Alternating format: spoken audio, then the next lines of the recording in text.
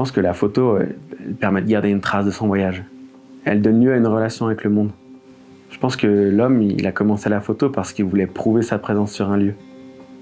Puis on a tous ce côté artiste, on a tous ce besoin de créer.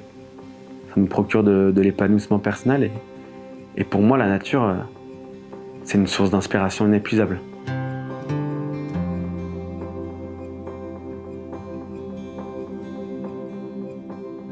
J'ai commencé la photo grâce à mon père pour photographier les oiseaux de la mangeoire, les mésanges, les merles. Et en fait, je me cachais sous une bâche. Et c'est grâce au jardin, grâce à ce boîtier, que j'ai fait mes premières images de proximité avec des animaux.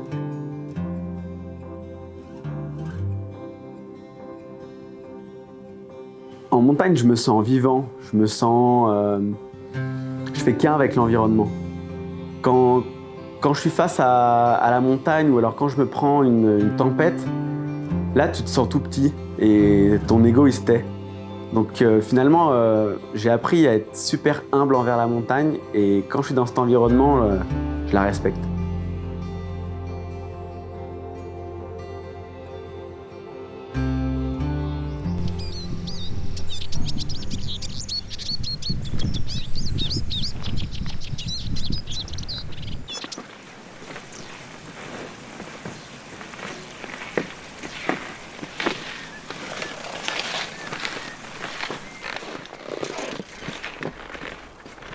Si tu veux vivre des moments avec la nature, tu as vraiment intérêt de te lever tôt.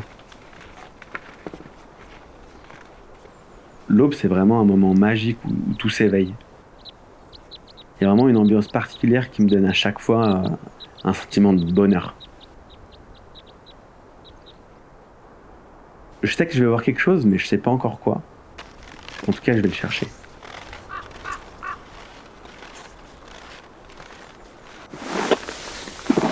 Typiquement, on a des anciennes traces de lièvres variables. Ils sont sûrement allés. Là, on voit, il va par là-bas, il va aller se nourrir avec quelques branches.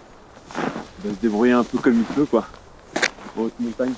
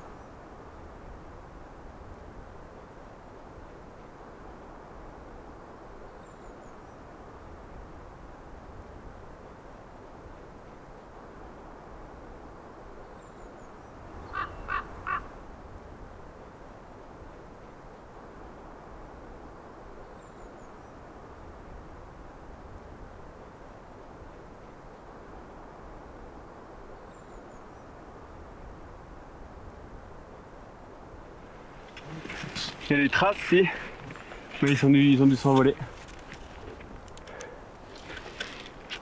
Je pense qu'il faut tester face nord, où il y a moins de monde. Parce que là, je crois que c'est la Saint-Glinglin ici. Je pense qu'au début, c'était peut-être pour ramener un cliché. Mais maintenant, j'ai complètement changé. Maintenant, c'est quand même pour vivre un moment sauvage, tu vois. Genre un moment privilégié avec l'animal.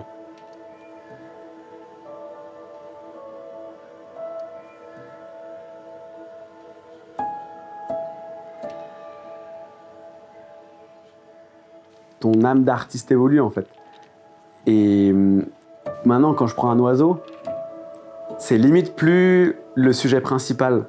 Je mets l'oiseau dans son environnement.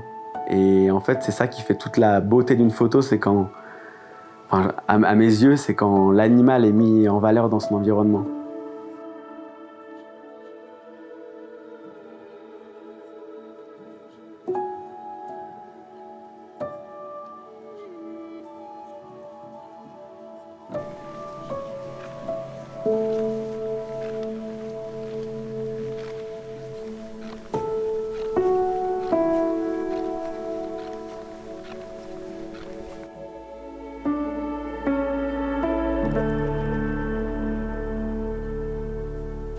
Donc j'avance, je suis des traces, je cherche une présence. Et s'il n'y a rien, je tente autre chose, je vais dans un autre endroit. C'est une éternelle quête du sauvage. Et quoi qu'il arrive, je suis en montagne et je vis un beau moment dans la nature.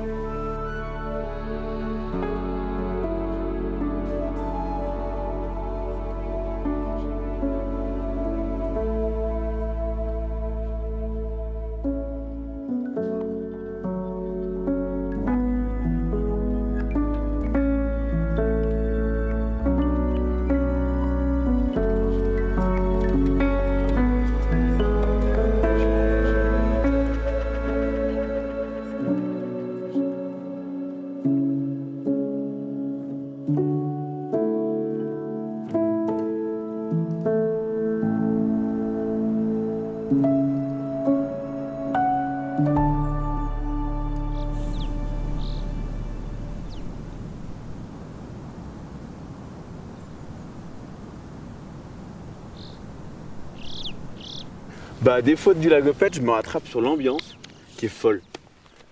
Et tu vois, comme tout à l'heure je disais qu'il y a beaucoup d'échecs, mais il y a beaucoup d'échecs animaliers parce que c'est super dur à avoir.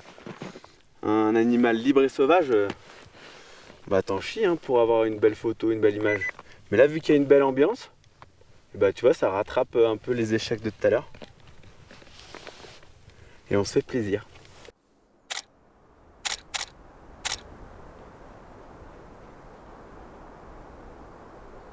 Là, je prends, je suppose que c'est les particules d'eau qui sont en suspension. Et là, vu qu'il fait super froid, ça gèle. Et moi, j'ai vu que ces images au Canada quand il fait moins 30. Et puis là, on a ça en France et franchement, c'est magnifique, quoi. Ça donne une ambiance féerique au paysage.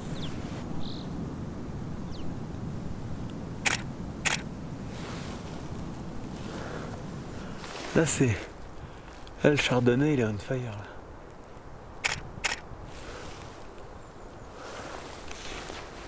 Regarde là, ça pète de partout, quoi. C'est magique.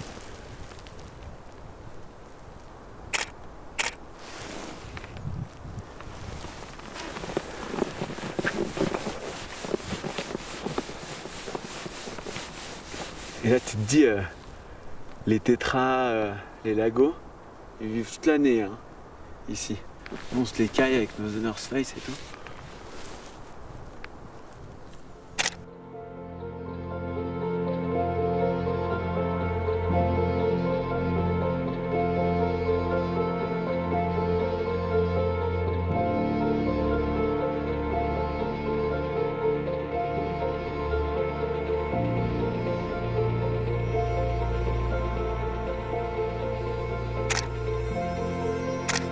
À chaque sortie, je me sens émerveillé. Je reste autant ébahi par la nature qu'à ma première sortie. Et chaque jour, je me rends compte de la chance que j'ai de faire ce métier.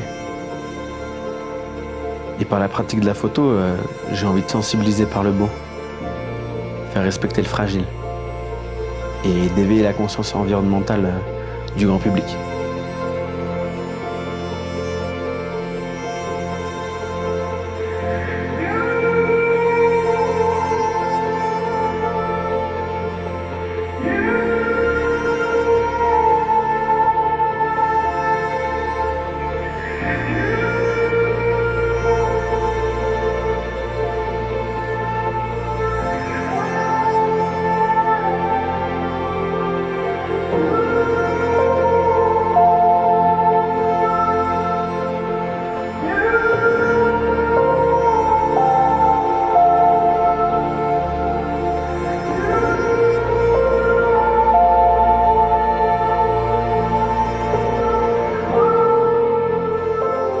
Au final, peut-être que la photo, c'est simplement une excuse. Ce qui compte, c'est d'être là-haut, c'est d'être libre.